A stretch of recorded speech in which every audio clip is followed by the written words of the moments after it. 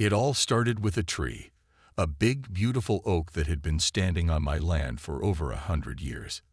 It wasn't just any tree. It was special.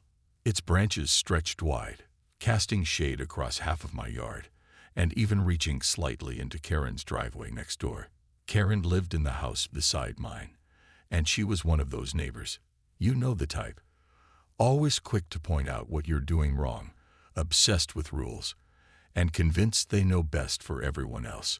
She was also the head of our neighborhood's homeowners association, HOA, which gave her an excuse to meddle in other people's business. Karen never liked that tree.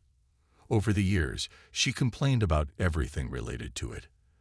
The leaves falling onto her car in autumn, the acorns scattering across her sidewalk, and once, believe it or not, how its shadow made it hard to see her collection of garden gnomes. I'd heard every complaint at least twice, and each time, I politely explained that the tree was healthy, safe, and well within my property line. But this time, things went further than usual. One Saturday morning, Mark and I went out to run errands. The weather was nice, and we took our time grabbing groceries and stopping by the bookstore. When we finally got back home, the scene waiting for us stopped me dead in my tracks. My heart sank as I looked at the spot where the oak used to stand tall and proud. In its place was nothing. Just a gaping hole where something so grand and majestic had once been. Sawdust covered the ground, and the air smelled like freshly cut wood. And then I saw it, parked right under the stump. Karen's fancy BMW, completely crushed. The roof was caved in, the windows shattered, and pieces of bark stuck to the twisted metal. My mind raced. What happened here? Why would Karen try to cut down my tree without asking me first? How could she think this was okay? Before I could fully process what I was seeing, Karen stormed out of her house, her face red with anger. She marched right up to me, pointing a finger inches from my face. "This is your fault." She yelled loud enough for the whole neighborhood to hear. If you hadn't ignored my requests to remove that death trap, none of this would have happened. I stared at her, speechless for a moment. Was she serious? She destroyed a priceless tree, a literal piece of nature, and now she was blaming me because her car got wrecked. The nerve of her was unbelievable. "That tree," I said slowly, trying to keep my voice steady, was worth $250,000. An expert told me that. It was perfectly healthy, and it was mine, on my land, and you cut it down, without permission. Karen crossed her arms, refusing to back down. "That thing was dangerous," she snapped. "Everyone agrees. If you weren't so selfish, maybe we wouldn't be in this mess." Her words hit me like a punch to the gut. Selfish. She called me selfish. This woman had no shame. As more neighbors gathered around to see what the commotion was about, I realized this fight wasn't going away anytime soon. Something inside me shifted. This wasn't just about a tree anymore. It was personal. The next few days felt like a whirlwind. Karen's accusations lingered in the air, heavy and suffocating. She didn't stop at yelling at me in front of the whole neighborhood. Oh no, that was just the beginning. By Monday morning, I found myself staring at an official-looking envelope on my kitchen table. My stomach tightened as I opened it. Inside was a letter from Karen's lawyer. She was suing me for damages to her car. I read the document twice, my hands shaking. According to her lawsuit, the tree had been unstable, its roots weakening the ground beneath it. When it fell during removal, a process she conveniently failed to mention she'd done without my permission, it crushed her BMW. Therefore, she claimed, I was responsible for the destruction of her vehicle. The sheer audacity of it left me speechless. Mark walked into the room just as I was trying to wrap my head around the situation. He glanced at the letter over my shoulder, his brow furrowing. "This has to be a joke," he muttered, shaking his head. "She cut down your tree illegally, and now she's blaming you because her car got wrecked." "It's ridiculous," I said, my voice trembling with frustration. She knew exactly what she was doing when she hired someone to chop it down. And if her car got damaged, that's on her, not us. Mark placed a reassuring hand on my shoulder. We need to fight this, he said firmly. This isn't just about the tree anymore. It's about standing up for ourselves. We can't let her bully us into backing down. He was right. As angry as I was, I knew we couldn't ignore this. The stakes were too high. Not only had Karen destroyed something priceless, but she was also trying to twist the truth to make herself look like the victim. We needed help, so we called a local lawyer who specialized in property disputes. After reviewing the case, he assured us that Karen's lawsuit was weak at best. For starters, the tree was entirely on my land. There was no question about that. It had been surveyed years ago when we bought the house. Secondly, she hadn't obtained any permits to remove it, which meant she broke multiple laws by cutting it down in the first place. But Karen wasn't done yet. Over the next week, she launched a full-blown campaign to turn the neighborhood against us. She went door to door, telling anyone who would listen that the tree was a hazard and that I had refused to take responsibility for it. Some people believed her, nodding along as she painted me as the villain in this story. Others weren't so sure, especially after hearing about the lawsuit. A few neighbors even came up to me privately to offer their support, saying they thought Karen had gone too far this time. Despite the growing tension, I tried to stay calm. I knew getting emotional wouldn't solve anything. Instead, I focused on gathering evidence to prove my side of the story. I dug out old photos of the tree, showing how healthy and sturdy it had been. I contacted the arborist who had valued it at $250,000 and asked him to write a formal statement confirming its worth. I even tracked down the contractor Karen had hired to cut it down. To my surprise, he agreed to speak with me. When I met him at a coffee shop, he admitted that he'd warned Karen about the risks of felling such a large tree near her car, but she insisted on going ahead anyway. Armed with this information, I felt a glimmer of hope. Maybe, just maybe, we could expose Karen's lies and put an end to this madness. But deep down, I knew this fight wasn't just about winning or losing.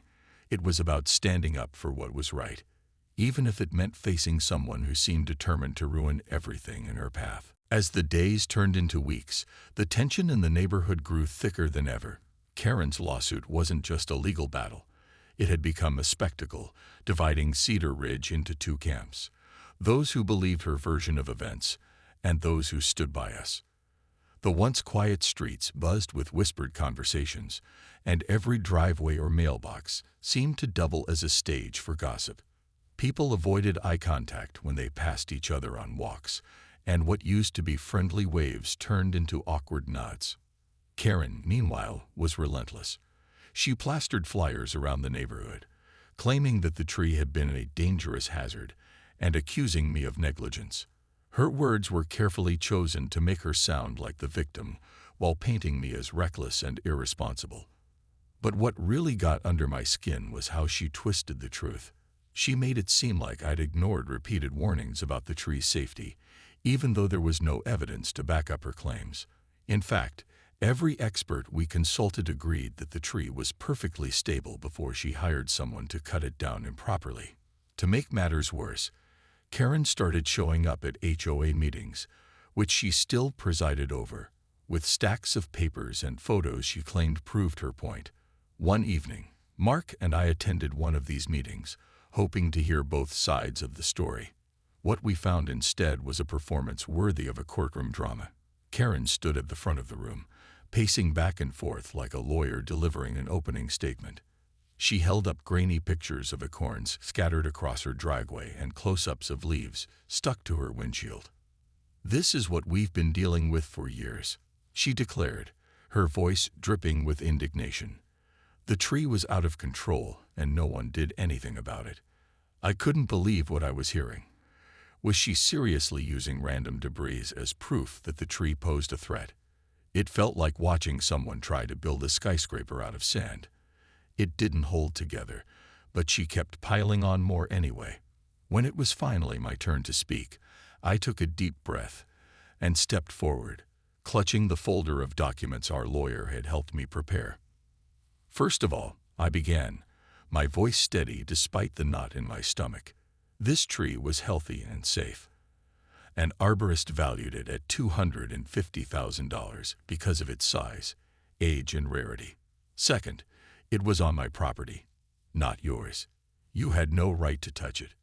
And third, the only reason your car got damaged is because you hired someone to cut it down without proper planning or permits. The room fell silent. For a moment, I thought maybe, just maybe, I'd gotten through to some of the neighbors. Then Karen interrupted, her tone sharp and dismissive. "That's not true," she snapped. "I acted in the best interest of the community. Someone had to do something." Her defensiveness only fueled my determination. After the meeting, a few neighbors approached me privately, admitting they weren't sure what to believe anymore. Some said they thought Karen had overstepped, while others remained hesitant to take sides. Still, their willingness to listen gave me hope. Maybe not everyone was ready to jump on Karen's bandwagon after all. Behind the scenes, our lawyer worked tirelessly to gather evidence supporting our case. He interviewed the contractor again, who confirmed that Karen had ignored his warnings about the risks involved in cutting down such a large tree near her car. We also collected statements from other neighbors who remembered seeing the tree standing strong year after year, causing no problems whatsoever. Each piece of evidence felt like another brick in the wall we were building against Karen's baseless accusations. But as much as I tried to focus on the facts, the emotional toll of the situation weighed heavily on me. Every night, I lay awake replaying the arguments in my head, wondering how things had spiraled so far out of control. This wasn't just about a tree or a lawsuit anymore. It was about trust, respect, and the fragile bonds holding our community together. And I couldn't shake the feeling that no matter how this ended, Cedar Ridge would never be the same again. As the lawsuit dragged on, the neighborhood became a powder keg of tension. What started as a disagreement between two neighbors had spiraled into something much bigger, a full-blown divide that split Cedar Ridge right down the middle. People who had once been friendly now avoided each other at all costs. The block parties and weekend barbecues we used to enjoy, gone. Instead, every interaction felt loaded with unspoken accusations and simmering resentment. Karen wasted no time rallying her supporters. She hosted impromptu meetings in her driveway, where she stood on a step stool like some kind of self-appointed general, preaching about how dangerous my tree had been and how I was supposedly putting everyone's safety at risk. Her followers nodded along enthusiastically, parroting her claims without questioning them. It was surreal, watching grown adults blindly side with someone whose actions were so clearly reckless left me feeling both angry and baffled. But not everyone fell for Karen's theatrics. A small group of neighbors quietly reached out to us, offering their support. Some sent encouraging texts or dropped off baked goods with notes saying things like, "Hang in there," or "We're rooting for you." Others invited us over for coffee just to check in and see how we were holding up. These small gestures meant more to me than they'll ever know. They reminded me that not everyone was willing to throw decency out the window just because Karen said so. Still, the division was undeniable. Conversations at the mailbox turned awkward. Kids stopped playing together outside because their parents didn't want them mingling with the enemy. Even the local grocery store became a minefield. I couldn't walk down an aisle without overhearing whispers about the latest update in the saga. One day, while picking up milk, I heard someone say, "Can you believe she's fighting back after what happened to Karen's car?" Another voice chimed in, "Well, maybe if she'd cut the tree down sooner, none of this would have happened." It stung, to be talked about like I wasn't even human, as if I hadn't lost something irreplaceable too. That tree wasn't just a piece of property to me, it was part of our home, a living thing that had stood tall through storms and seasons. Watching it reduced to a pile of sawdust felt like losing an old friend. Yet here I was, being painted as the villain simply for defending what was rightfully mine. Things escalated further when vandalism entered the picture. One morning, I woke up to find someone had spray-painted "Tree Killer" in bold red letters across our garage door. Mark and I stared at it in stunned silence, unsure whether to laugh at the irony or cry at the cruelty. Later that same week, Karen's car, which was still parked under the stump of the tree, was egged and covered in toilet paper. Neither of us knew who was behind these acts, but it was clear emotions were boiling over. The breaking point came during a heated HOA meeting. Someone brought up the idea of planting a new tree near the site of the old one, hoping to ease tensions and symbolize a fresh start. But instead of uniting people, the suggestion sparked a shouting match. Half the room argued that a new tree would only cause more problems, while the other half insisted it was necessary to heal the rift. Voices rose louder and louder until finally, someone yelled, "Maybe the real problem isn't the tree. It's Karen." The room went silent.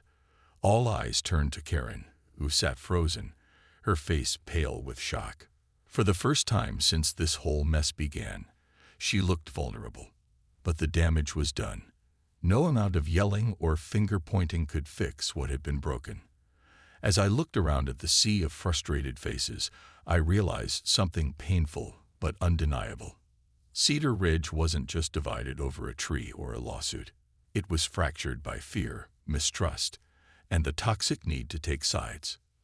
That night, as I sat on the porch, staring at the empty space where the oak used to stand, I couldn't help but wonder if reconciliation was even possible anymore. The neighborhood I once loved felt like a stranger, a place where kindness had been replaced by suspicion, and community had given way to chaos. The day of the court hearing finally arrived, and the atmosphere was electric. The courtroom wasn't just filled with lawyers and officials. It was packed with neighbors. Some had come to support us, while others were there to cheer on Karen. Whispers buzzed through the rows of seats as people craned their necks to get a better view of what was about to unfold. It felt less like a legal proceeding, and more like a neighborhood drama playing out in front of an audience. Karen strutted into the room wearing her signature oversized sunglasses and a navy blue suit that screamed, "I mean business." She carried herself like she'd already won, flipping her hair over her shoulder as she took her seat. I couldn't help but notice how many people leaned toward her, nodding along as she whispered something to her lawyer. Meanwhile, Mark and I sat quietly on our side, gripping each other's hands for reassurance. My heart pounded so loudly I was sure everyone could hear it. When the judge called the court to order, the room fell silent. Our lawyer stood first, laying out our case with calm precision. He explained that the tree was entirely on my property, healthy, and valued at $250,000. He presented photographs, expert reports from arborists, and even the contractor's testimony, confirming that Karen had ignored warnings about cutting down such a large tree near her car. Every piece of evidence painted a clear picture. Karen had acted recklessly, violated property rights, and now wanted to blame someone else for the consequences of her actions. Then it was Karen's turn. Her lawyer tried to spin the situation in her favor, arguing that the tree's roots had destabilized the ground, causing it to fall directly onto her vehicle during removal. But the story didn't hold up under scrutiny. When the judge asked why Karen hadn't sought permission or followed proper procedures before removing the tree, her lawyer stumbled over his words. He claimed she'd been acting in good faith, but the judge raised an eyebrow, clearly skeptical. Karen herself took the stand next, and for the first time, her confidence seemed to waver. Under cross-examination, she struggled to answer basic questions. When asked why she hadn't consulted me before taking matters into her own hands, she stammered, "I thought. I assumed." Her voice trailed off, and I saw beads of sweat forming on her forehead. For all her bluster outside the courtroom, she looked small and exposed under the pressure of the judge's pointed questions. Finally, it was my turn to testify. As I walked to the stand, I felt every eye in the room on me. My palms were sweaty, but I reminded myself why I was there, not just to defend myself, but to stand up for what was right. I spoke slowly and clearly, explaining how much the tree meant to me and how devastated I was to see it destroyed. I described the shock of coming home to find it gone, only to discover Karen blaming me for the damage to her car. I showed pictures of the tree before it was cut down, its branches reaching skyward, its trunk thick and sturdy. And then I revealed the absurdity of Karen's claims, pointing out that the tree wouldn't have fallen at all if she hadn't hired someone to improperly remove it. By the time I finished speaking, the mood in the room had shifted. Even some of Karen's supporters exchanged uneasy glances, perhaps realizing how flimsy her arguments really were. After both sides rested their cases, the judge announced that he would take a short break before delivering his verdict. Those 15 minutes felt like an eternity. Mark squeezed my hand tightly as we waited, neither of us daring to say a word. When the judge returned, his expression was stern. He reviewed the facts one last time, emphasizing that the tree was undeniably on my property and that Karen had no legal grounds to remove it. "This is not a complicated matter," he said firmly. "Ms. Karen acted without authority, disregarded proper protocol, and caused significant damage in the process. She is therefore liable for the destruction of the tree, the costs associated with repairing her vehicle, and any additional legal fees incurred by the plaintiff." The room erupted into murmurs as the verdict sank in. Karen sat frozen, her mouth slightly open in disbelief. For the first time, she looked like she understood the gravity of what she'd done. As the judge dismissed the case, Mark and I exchanged a glance, relief washing over us. We hadn't just won the lawsuit. We'd proven that no one gets to trample over others' rights without facing consequences. But as we left the courthouse, surrounded by neighbors offering congratulations or shooting disapproving looks, I couldn't shake the feeling that this victory came at a cost. The neighborhood we once knew might never recover, and that realization weighed heavily on my heart. The courtroom victory should have felt like the end of a long, exhausting chapter, but as Mark and I drove home that afternoon, the weight of everything that had happened settled over me like a heavy blanket. Yes, justice had been served. Karen was ordered to pay for the destruction of the tree, cover the costs of repairing her car, and reimburse us for legal fees. But the damage done to our neighborhood couldn't be fixed with a judge's ruling. The scars ran deeper than money could mend. Word spread quickly about the verdict. By the time we pulled into our driveway, a small crowd had gathered outside Karen's house. Some neighbors clapped when they saw us, offering words of support or patting Mark on the back. Others stood silently, their arms crossed, clearly unhappy with how things had turned out. And then there was Karen herself. She emerged from her front door, her face pale and drawn, dragging a suitcase behind her. Without saying a word, she loaded it into her battered BMW and drove off, leaving behind the home and the community she'd once dominated. Over the next few days, rumors swirled about where she'd gone. Some said she moved in with family out of state. Others claimed she sold her house at a steep discount just to escape the judgmental stares and whispers. Whatever the truth, one thing was certain: Karen wasn't coming back. Her sudden departure left an eerie quiet over Cedar Ridge, as if the neighborhood itself was holding its breath, unsure what came next. But life doesn't pause for anyone, not even someone like Karen. Slowly, people began to emerge from the shadows of bitterness and division. Neighbors who hadn't spoken in months started exchanging cautious hellos during evening walks. Kids ventured back outside to ride bikes and play catch, their laughter echoing through the streets again. It wasn't perfect. There were still lingering tensions, awkward silences, and moments of discomfort. But it was progress. Mark and I decided to take matters into our own hands to help heal the rifts. We organized a potluck dinner, inviting everyone on the block to join us for food and conversation. At first, attendance was sparse. People hesitated, unsure if they were ready to put the past behind them. But as more neighbors showed up, carrying dishes of lasagna, casseroles, and homemade desserts, the mood shifted. Conversations started flowing naturally, and before long, the room buzzed with laughter and warmth. For the first time in months, it felt like we were a community again, not divided by sides, but united by shared experiences. Still, the absence of the old oak tree loomed large. Its stump remained in the yard, a stark reminder of everything we'd lost. One day, while watering the flowers near the edge of the property, I noticed a small group of kids standing around it. They were placing stones in a circle around the base, arranging them carefully like some kind of makeshift memorial. When I asked what they were doing, one of them looked up and said simply, "We missed the tree." Their words broke my heart, but they also gave me hope. Maybe the tree couldn't come back, but its memory could live on in new ways.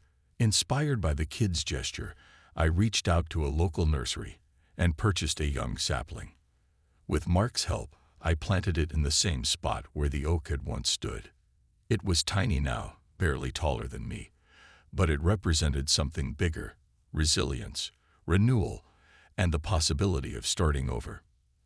As weeks turned into months, the sapling grew stronger, its leaves unfurling toward the sun. Neighbors stopped by to check on it, bringing water or mulch to nurture it along. Someone even hung a little sign on its trunk that read, "Cedar Ridge Strong." Watching the tree grow reminded me that healing takes time and effort, but it's always possible if you're willing to try. Karen may have left a trail of destruction in her wake, but she couldn't destroy the spirit of our neighborhood. Together, we were rebuilding, not just the landscape, but the trust and connection that made Cedar Ridge feel like home. And though the wounds wouldn't fully fade anytime soon, I knew we were moving in the right direction. Months have passed since the chaos of the lawsuit, and while life in Cedar Ridge is far from perfect, there's a quiet sense of peace that has settled over the neighborhood.